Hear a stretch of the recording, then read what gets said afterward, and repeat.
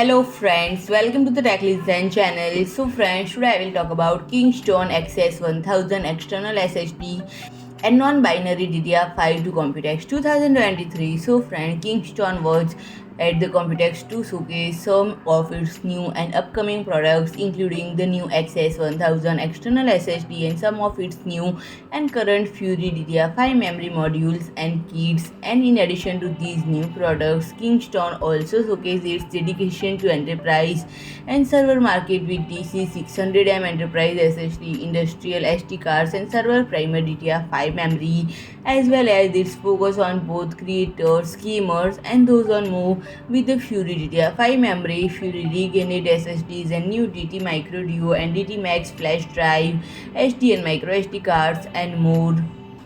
And friend, this external SSD aims to bring pocket size portability without compromising in the performance, and it will be available in 1TB and 2TB capacities. So friend, if you like my video, please do like, share and comment, and don't forget to subscribe my channel and press the bell icon.